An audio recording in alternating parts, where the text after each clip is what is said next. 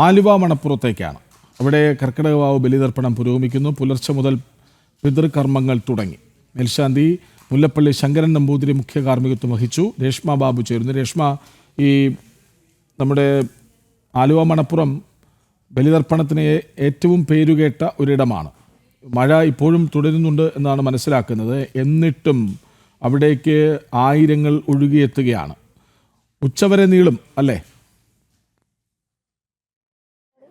അതെ കൃഷ്ണരാജ്, ഉച്ചവരെ നീളും. നിലവിൽ മഴ മാറി നിൽക്കുന്നുണ്ട്, എങ്കിലും ഇടവിട്ടൊക്കെ മഴ പെയ്യുന്നുണ്ട്.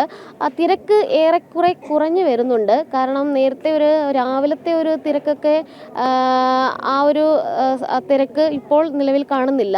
എല്ലായിടത്തും കുറച്ച് ക്യൂ മാത്രമേ ഉള്ളൂ.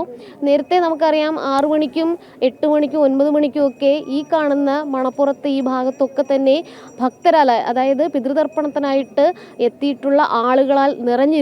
അത്രയധികം ആളുകൾ, ആയിരങ്ങൾ ഈ ആലുവ മണപ്പുറത്ത് പിതൃതർപ്പണത്തിനായിട്ട് എത്തുകയും മോക്ഷപ്രാപ്തിക്കായിട്ട് പ്രാർത്ഥിക്കുകയും ഒക്കെ തന്നെ ചെയ്തിരുന്നു. കൃഷ്ണരാജ് സൂചിപ്പിച്ചതുപോലെ തന്നെ ഈ ബലിതർപ്പണത്തിന് പേരുകേട്ട ക്ഷേത്രമാണ് ആലുവ ശിവക്ഷേത്രം.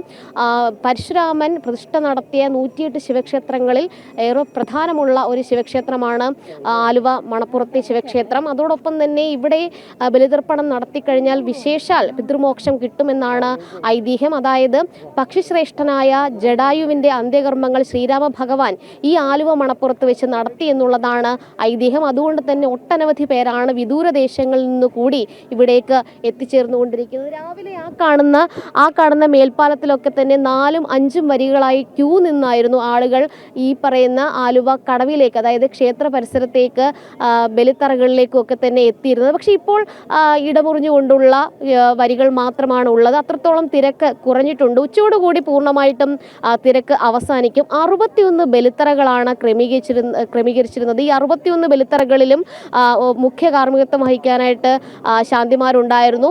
അവിടെയൊക്കെ തന്നെ വലിയ രീതിയിൽ ക്യൂ രൂപപ്പെടുകയും ചെയ്തിരുന്നു. എന്തായാലും ഇനി ഒരു മണിയോടുകൂടി അന്തിമഘട്ടത്തിലേക്ക് കടക്കുകയും ചെയ്യും. എന്തായാലും ആയിരങ്ങളാണ് ആലുവ മണപ്പുറത്ത് പിതൃമോക്ഷത്തിന് വേണ്ടിയിട്ട് ബലിതർപ്പണം നടത്തിയിട്ടുള്ളത്.